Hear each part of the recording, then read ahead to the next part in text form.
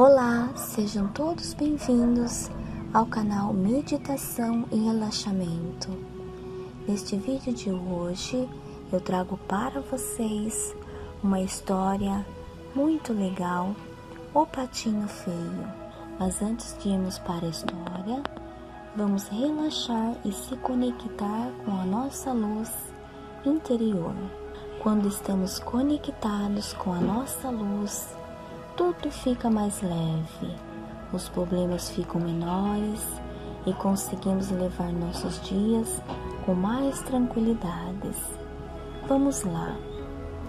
Sente-se em uma posição confortável para você, seja em uma cadeira ou até mesmo no sofá, no chão ou na sua cama. Repouse suas mãos sobre os seus joelhos e vá ajeitando o seu corpo e encontrando a posição em que você se sinta mais relaxado. Agora, respire profundamente, sentindo o ar entrando e saindo de suas narinas. Lentamente, pensamentos podem vir à sua mente. É normal. Deixe que eles venham e vão. Agora vou iniciar a história do Patinho Feio. O Patinho Feio. Era uma manhã de verão e uma pata havia botado 5 ovos. Ela estava aguardando impaciente a chegada de seus filhotinhos. Assim, quando o primeiro ovo se partiu, Mamãe Pata ficou muito contente.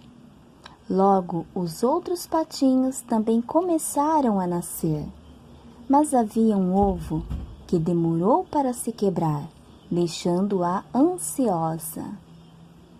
Passado algum tempo, o último filhote finalmente conseguiu sair do ovo.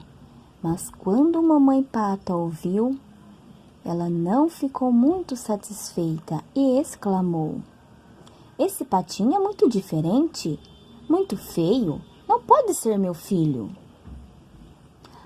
"Ah, alguém te pregou uma peça", disse a galinha que morava ali por perto. O tempo foi passando e o patinho feio foi ficando cada vez mais feio, cada vez mais diferente de seus irmãos e cada vez mais isolado.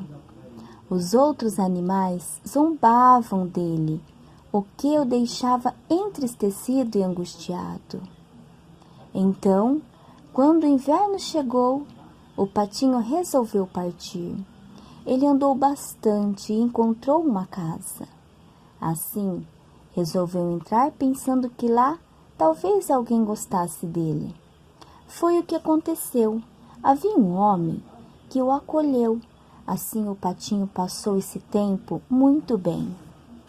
Mas esse homem tinha também um gato, que um dia levou o pato para fora de casa, deixando-o sozinho e triste novamente. O patinho saiu caminhando e depois de muito andar, encontrou um lugar muito bonito. Com um lago, o pato viu um cantinho aconchegante e foi até lá descansar.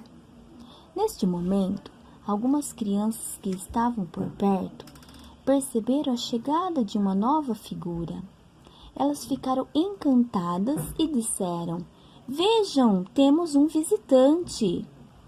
Nossa, e como é lindo!" O patinho não entendeu de quem as crianças estavam falando, mas quando ele se aproximou do lago e viu seu reflexo na água, avistou um maravilhoso cisne. Então, ao olhar para o lado, ele se deu conta de que outros cisnes também moravam ali.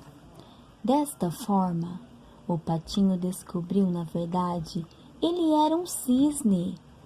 Desde então, ele passou a viver entre seus iguais e não ficou mais angustiado. Essa história do patinho feio nos fala momentos de angústia, desamparo e baixa autoestima consegue se dar conta de seu valor. Isso porque ele descobre que, na verdade, estava inserido em um ambiente que não era o seu por natureza, pois ele era um cisne. De alguma forma, esta história nos conta sobre emoções presentes em nós mesmos. Muitas vezes, nós sentimos-se deslocados entre os amigos e mesmo na própria família. Tais emoções, se não tratadas, podem ser levadas para a vida toda. Então, a história do Patinho Feio nos mostra uma busca interior em direção a um resgate e descoberta de nossa potência como seres humanos, assumindo toda a nossa beleza e alto amor escondidos.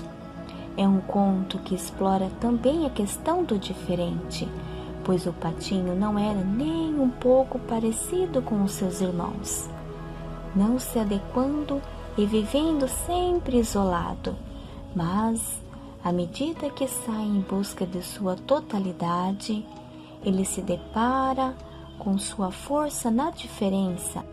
Afinal, todos nós somos diversos uns com os outros. Vale lembrar que o pato é um animal híbrido, que vive também na água quanto na terra, simbolizando assim o diálogo entre o mundo do consciente e do mundo inconsciente.